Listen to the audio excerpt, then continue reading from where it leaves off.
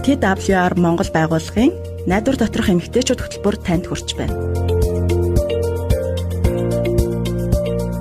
Бид бол Бурхны сайн мэдээ болон Есүс Христийн найдварыг түгээж буй найдвар доторх эмэгтэйчүүд.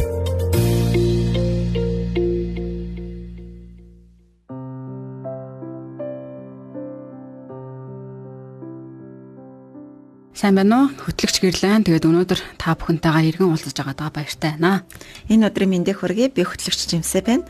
За тэгэхээр бид хоёр өнөөдрийн дугаараар бамбай булчирхай томрох шалтгаан, үүнээс урьдчилан сэргийлэх болоод эмчилгээний талаар ярилцахаар бэлдсэн байгаа. Тэгээд сонсогч та хүзүүнийхэн доод хэсэг ер нь хавдаж томорсон үнийг өмнө харж байсан уу? Тийм шинж тэмдэгтэй хүмүүс нь бамбай булчирхайн томрол болсон хүмүүс байдаг. Тэгээд хүний хүзүүний урд хэсэгт түнхийн доор байрладаг эрвээхий хэлбэртэй жижиг эрхтэн. Үүнийг болохоор бид нэр бамбай булчирхай гэж нэрлэдэг. Тэгээд бамбай булчирхайнд хүний биеийн олон чухал эрхтнүүдний үйл ажиллагааг зохицуулахад оролцдог. Мөн бидний биеийн хоёр чухал дааврыг бас бамбай булчирхай ялгаруулдаг байгаа. Эдгээр даавруудын хэмжээ ихсэх, багасах, эсвэл бамбай булчирхай бүтэц өөрчлөгдөхийг бамбай булчирхай өвчин гэж ерөнхийдөө нэрлэдэг байдаг. Тэгээ энэ талаар ойлголтгүй хүмүүс томорсон бамбай булчирхайг хараад хорт хавтартай ер нь их андуураад байдаг. Хэдийгээр хорт хавтар болоогүй ч гэсэн заавал анхаарал тавих шаардлагатай эрүүл мэндийн асуудлын нэг ерөнхийдөө өнөөдөр болчиход байгаа. Найдвар доторх эмэгтэйчүүд нэвтрүүлгээрээ бид эрүүл зөв хоолтын талаар бас байнга ярьдаг. Тэгээд хоол хүнсээрээ дамжуулаад бид хэрэгтэй эрдэс бодис авч байх тухай өмнө бас зөндөө ярьж байсан. Тэгээд эрдэс бодисууд байгаль дээр оршиж байдаг ч хүний бие өөрөө тэдгэрийг шууд ашиглаж чаддаггүй. Заавал хоол хүнсээр дамжуулаад авчаавал эрүүл байж чадна гэсэн үг байна. Хэрвээ бид маань эрдэс бодис дутагдвал аминдын мүдч гэсэн зөв шингэхгүй гэсэн үг байна. Тэгэхээр аажмаар бие суларч янз бүрийн өвчнүүдэд өртөх эрсдэл нь нэмэгддэг байна. Тиймээс зөв хооллолт гэдэг нь зүгээр нэг дэглэм биш. Харин бидний эрүүл мэндийн эрүүл сарвал байх суур байх нэ. Тэгээ бидний биеийг эрүүл байлгахад зайлшгүй хэрэгтэй хэд хэдэн чухал эрдэс бодис байдаг. Тэгээд эдгээр жишээ нь төмрийг болохоор юунаас авч болох вэ гэвэл шош, мах, ялангуяа түүхий улаан мах тий. Тэгээд өндөг, самар бас төрөл бүрийн үр тариа, хар ногоо, навчит ногооноос бид нэр төмрөө бас нөхөж авах боломжтой. Тэгээд төмөр яагаад чухал вэ гэвэл улаан эсээр дамжин хүчил төрөгчийг бүх эсэд хүргэхэд оролцдог. Өөрөөр хэлэх юм бол бие махбод маань амьсгалах боломжийг төмөр бидэнд олгож байдаг гэсэн үг юм. Тиймээс өнөөдөр төмөр дутагдах юм бол бид нэр амархан ядардаг, бас толгой эргэх эрүүл мэндийн шинж тэмдгүүдээс илэрдэг байна. За харин йод бол бидний биед маш чухал хэрэгтэй. Өөр нэг эрдэс бодис байдаг. Тэгээд түрүүн бид бамбай булчирхай томорсон тухай яриад өнгөрсөн шүү дээ. Тэгээд хүний биед йод дутагдсанаар бамбай булчирхай томрох шалтгааны нэг болдог байхan. Тэгэхээр йод дутагдах үед булчирхай маань илүү их ажиллах шаардлагатай болдог. Тэгээд ингэснээрээ хит их ачаалттай ажилласнараа аажмаар томорч эхэлдэг байхan. Тэгэхээр йод бол бидний биеийн тэнцвэрийг хадгалахад маш чухал үүрэгтэй эрдэс бодисуудын нэг байхan шүү дээ. Хүний бие йодыг тодорхой хэмжээгээр нөөцлөдөг ч гэсэн энэ нөөц дуусах үед харин бамбай булчирхай томрох эрсдлийг бий болгодог гэж. Тэгэхээр байгаль дээрх йодын хэмжээ бага байдагтай холбоотойгоор дэлхийн хүн амын хоол хүнсний тэжээлээс авах йодны хэмжээ бас бага байдаг ахна. Тэгээд дэлхийн хүн амын 8-аас 18% буюу 1.5 тэрбум хүн бамбай булчирхайн өвчлөлтэй гэсэн тийм тоон үзүүлэлт бас гарсан байдаг. Тэгээд харин дэлхийн эрүүл мэндийн байгууллагын судалгаагаар Монгол улсад 10,000 хүн тутмын 17.2% нь бамбай булчирхайн өвчин тархсан гэсэн статистик гарсан байдаг ахна. Тэгэд үүнээс бамбай булчирхайн хордлого өндөр хувийг эзэлдэг гэж статистикт хэлсэн байдаг. Тэгээд мөн өвчлөж байгаа 10 хүн тутмын 9 нь эмэгтэйчүүд байдаг. Тэгээд тэрнээс 40-40 насных нь илүү энэ зүйлд илүү өртөмтгий байдаг байна.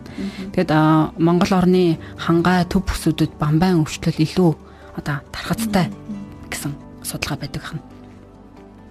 Тэгэхээр манайх шиг одоо хүн ам цөөхтэй улсад одоо нэлээд өндөр одоо байрыг одоо эзэлж шүү дээ. Тэгвэл одоо йод дутагдсан үед илэрдэг шинж тэмдгүүдийн талаар ярилцъя.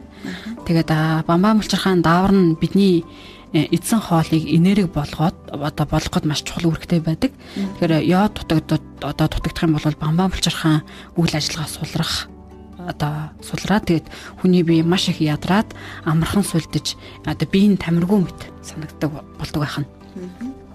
За тэгээд мөн бамбайн булчирхайн биеийн температурыг хэвийн байлгахад маш чухал нөлөөтэй байдаг. Тэгээд үйл ажиллагаа нь алдагдаад ах юм бол байнга даарах, одоо сэтгэл санаагаар унах, гутрах, заримдаа бүр мартамхай болох тийм шинж тэмдэг бас илэрдэг байна.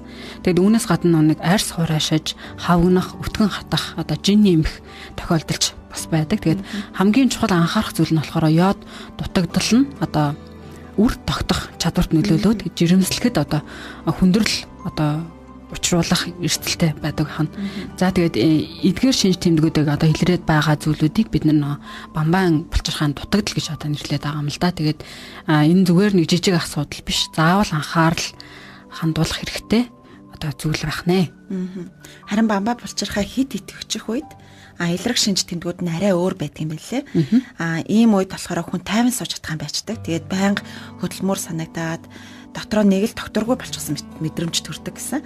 Тэгээд мөн илүүдэлтэй байх юм бол их хөлрөх, зүрх дэлсэх шинж тэмдгүүдэр ч гэсэн илэрч болно. Тэгээд хоолны дуршил, гэнт ихсээд бас их идэж байгаа мөртлөө ямар ч жин нэмэхгүй байх тохиолдлууд байдаг. Эсвэргээрээ бас нөгөө жин хасдаг тий. Үүнийг болохоор бамбай булчирхай илүүдэл гэж нэрлэдэг байгаа юм. Тэгээд хэрвээ танд яг бидний саяны дурдсан шиг бамбай булчирхайн үйл ажиллагаа сулрах эсвэл хит итгэвчлэлттэй байхтай холбоотой эдгээр шинж тэмдгүүд илэрх юм бол мэрэгжлийн дотоод шурлын эмчид бас хандараа гэж бид зөвлөмөр байна. Тэгээ эмнэлэгт хандсанаар бид нар шаардлагатай шинжилгээнүүдийг эмнэлэг танд хийж үнэхээр бамбай булчирхай асуудал байна уугүй юу гэдгийг чинь тодорхой болгож өгдөг. Тэгээ эрүүл мэндийн асуудлыг эрт үед нь мэдэх тусмаа эмчилгээнүүд бас үр дүнтэй байх магадлалыг бас өсгдөг байх нэ. Хэрвээ та жирэмсэн бол йод дутагдж байгаа эсгээ заавал шалгуулах хэрэгтэй. Тэгээд жирэмсний үед эмэгтэй хүний биед маш олон өөрчлөлтүүд явагддаг. Тэгээд та өөрөө эрүүл авах юм бол хэвлийдэх одоо үрчгсэн эрүүл сарвал боочход их тустай шүү дээ тий. За тэгээд хүүхдийн эргэтэн системийн одоо бүрэлдэж байгаа энэ үед бамбайн булчирхайн даавар маш чухал үүрэгтэй байдаг. Тиймээс йод гэх мэт одоо шаардлагатай шимтгийлийг хангалттай авч байгаа эсгээ одоо онцгой анхаарах хэрэгтэй байдаг ахнаа. Тэгээд жирэмсний үед йод дутагдвал хүүхдийн тархины хөгжилд сөргөөр нөлөөлөд бүр сонсголын асуудал үүсэх эрсдэлтэй байдаг ахна. Тиймээс жирэмсэн байх үедээ йод агуулсан эрүүл хүнсийг тогтмол хэрэглэх нь маш чухал байна. Йодын багахан дутагдалч гэсэн хүүхдүүдэд суралцах бэрхшээл үүсгэх эсвэл идэх сул эрч хүч багатай байхад нь одоо нөлөөлж болцсошгүй байдаг байна. Тэгэхээр ээжийн гидсэнд байхдаа йод ихээр одоо дутагдж байсан хүүхэд бамбайн булчирхайн үйл ажиллагаа одоо султай төрөх эрсдэлтэй байдаг байна. Тэгэхээр жирэмсэн эмэгтэй та энэ асуудлыг заавал хяналтантаа авч нэг хяналтынхаа эмчтэйгээ ярилцаж зөвлөгөө авах нь маш чухал ахын. Тэгээд эрүүл ээжээс эрүүл хүүхэд гарна гэдэг шүү дээ. За тэгэхээр яг энэ үед ямар хүнс йодор баялаг вэ гэдэг талаар бид нэр ярилцахыг хүсэж байна. Тэгээд далайн гаралтай хүнс тухайлах юм бол далайн байцаа бүх төрлийн загас нь йодын маш сайн их усур болдго юм байна. Тэгээд мөн сүү, тараг, үнэний сүү, тараг өндгөнд бас йод маш ихээр агуулгаддаг. Тэгээд жимснээс гэх юм бол гүзээлцэг нь хам борхоцой, манго, кокс, гашуун хулуу, чангаанц, финик зэрэг жимснүүд бас бууцай зэрэг навчит ногоонуудтай ч гэсэн йодын хэмжээ ихээр агуулгаддаг байх нэ. Эдгээр хүнснүүдийн зарим нь одоо жишээлх юм бол чангаанц, бууцай зэрэг нь төмрийн бас маш сайн их усур болдог байна. Тэгэхээр дээр хүнснүүдийг тогтмол хэрэглэх юм бол олон төрлийн шин тэжээлийг нэг дор авах бас боломжтой болно гэсэн үг аах нь. Олон удаа давтаж хэлэхэд бас илүүдэхгүй санамжууд байгаа ч эднэр тий. Йод болоод бусад бүх аминд эм эрдэс бодисыг хангалттай авах хамгийн сайн арга нь бид нар өдөр бүрийнхээ хоол хүнсэнд олон төрлийн хүнсийг тэнцвэртэйгээр хэрэглэх сонголт байгаа юм байна шүү. Хэрвээ хөрсөнд йод хангалттай байвал тухайн хөрсөнд ургасан жимс ногоо одоо йодоор баялаг байдаг. Тэгээд заримдаа хөрсний чанарыг сайжруулах зорилгоор бордоо хэрэглэж йодын агуулмжийг одоо нэмэгдүүлж болдог байх нь.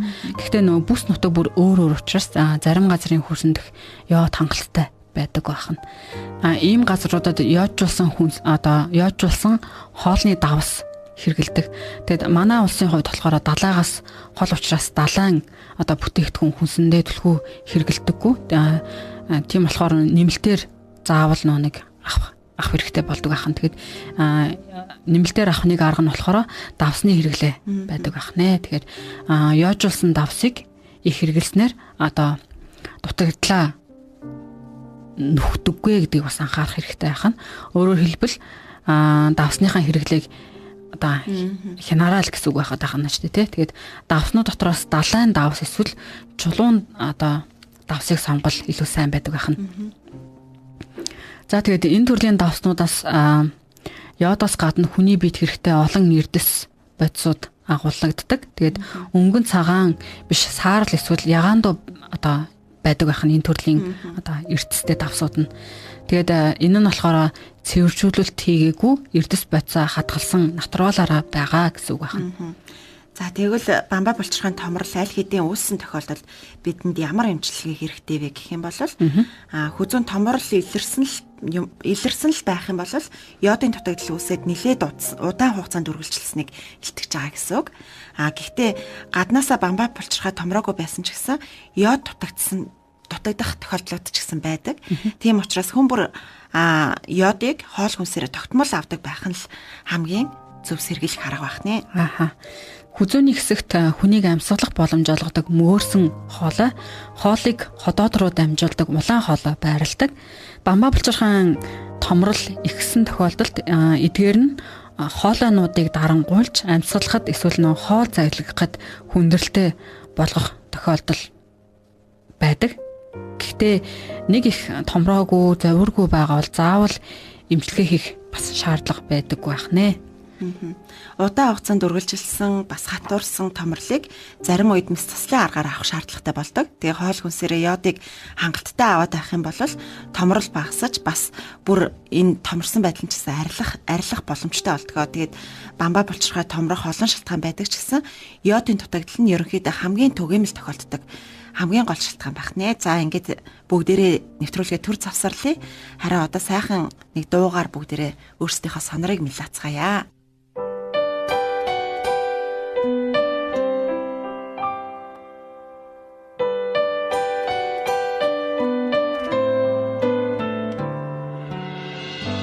Заавал мэн тэр хайраас холдон явах үед мэн зүдэрч төлсөн амьдралаас мэн орхигдсан тэрибэн чулуумэд хатуурсан зүрхэн хүрээ дахин босгож намайг хөтлөн эзэн танда би хайртай эзэн намайг сайхан хамгаалж намайг дагуулна би түүний хамгаас ирхэмнэлэн ихэсний хүүхэд мөн эзэн чамайг сайхан хамгаалж чамайг дагуулна чи түүний хамгаас ирхэмнэлэн хайртай хүн өнгөрсөн бүх юмсыг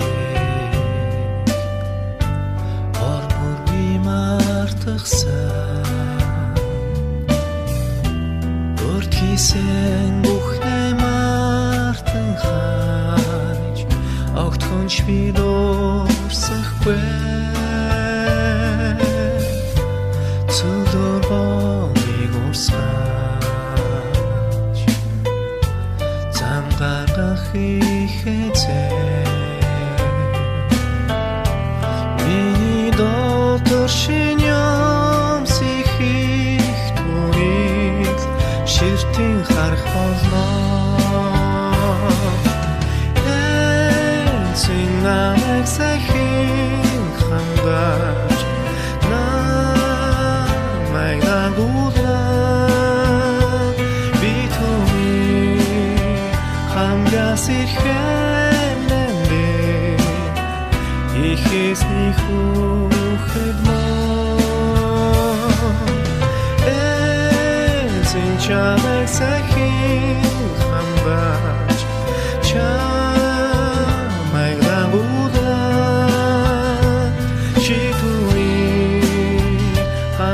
Сирхэнэлээ түүний хайртай хүү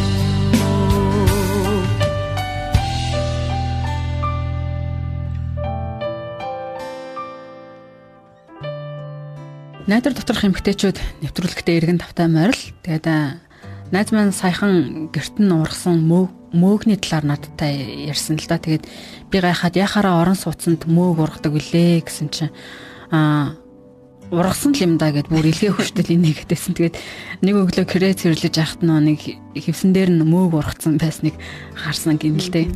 Гэхдээ нөгөө мөөг нь ядж хахад нэг биш 4 5 байж таарсан байгаа юм.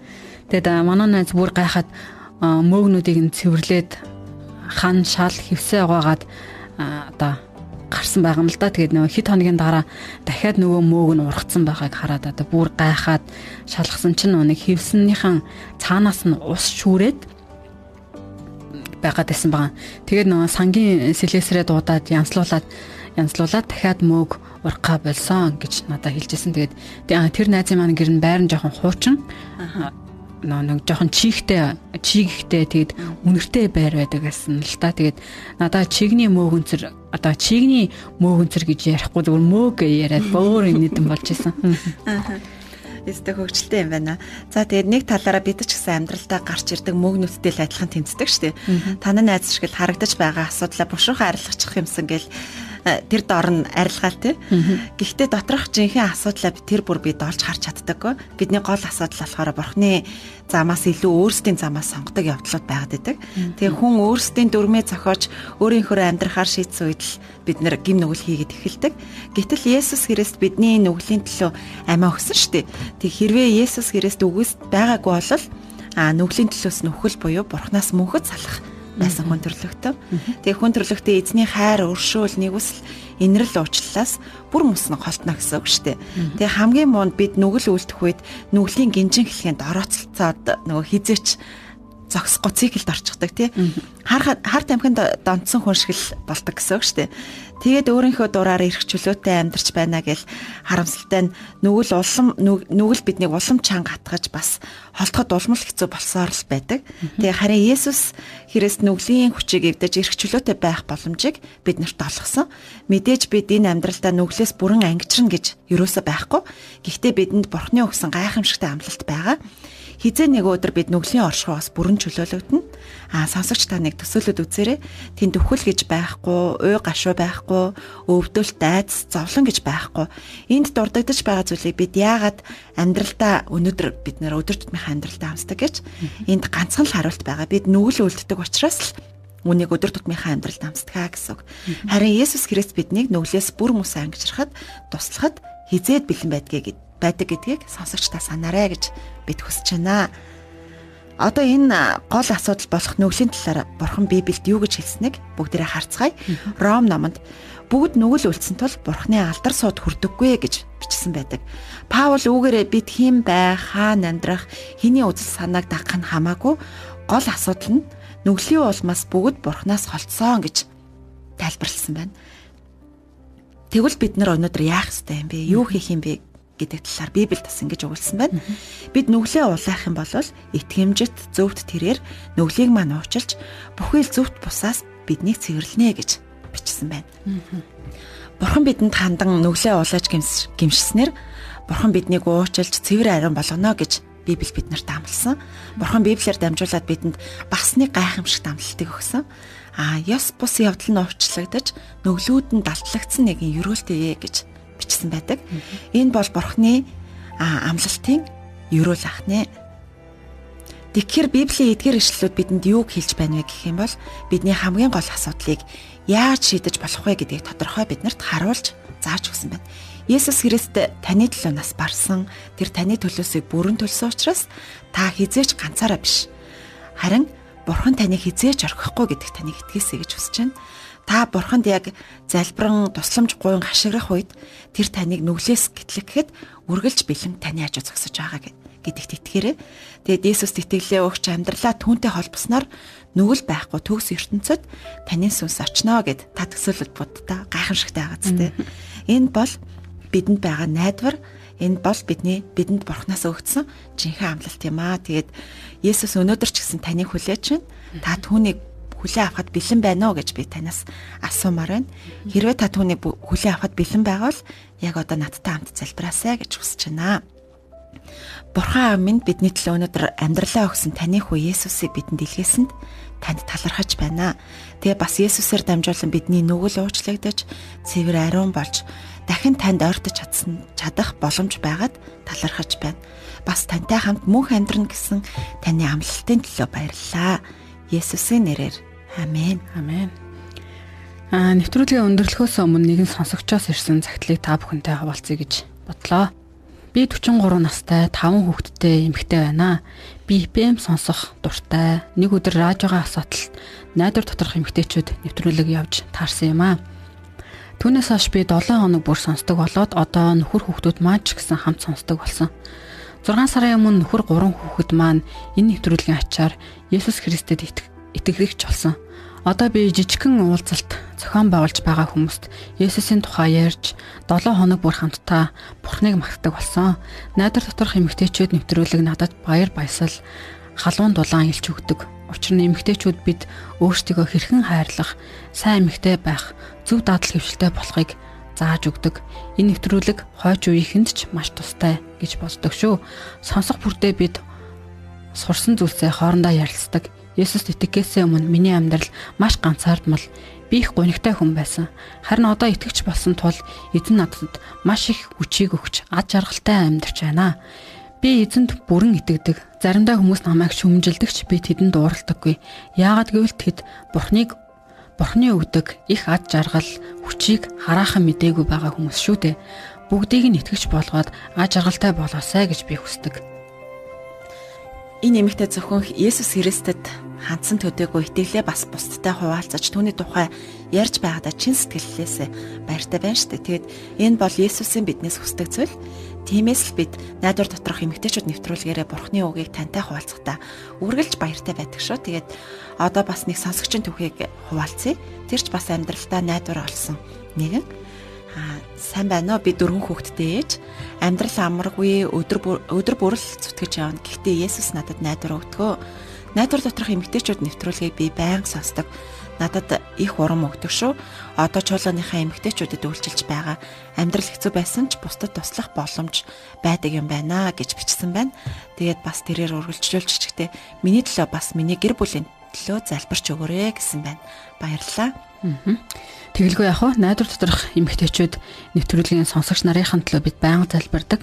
Өнөөдөр таач гэсэн Есүс Христэд итгэж түүнд өөрийгөө даатхан жинхэнэ итгэгч болоосай. Тэгээд найдварыг олоосай гэж бид байнга залбирх болно. Тэгээд бид рүү цагтал илгээж үргэлж нээлттэй байдагт баярлалаа. Тэгээд нэвтрүүлгийн дараа гарах хаягаар бидэнтэй бас холбогдож болно. Энэ хүрээд өнөөдрийн нэвтрүүлэг өндөрлөж байна. Тэгээд дараагийн дугаараар эргэн уулзцгаая. Баяртай. Бурхан ивэх холтгой. Баяртай.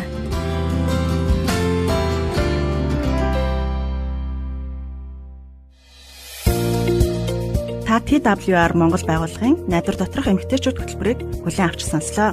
Та бидэнтэй холбогдохыг хүсвэл TWR Women of Hope Mongolia Instagram болон Facebook пэйж хуудасаар мөн 90700751 дугаараар холбогдоорой. Нэвтрүүлэгтэй холбоотой таны санал сэтгэлийг бид хүлээн авахдаа баяртай байх болно.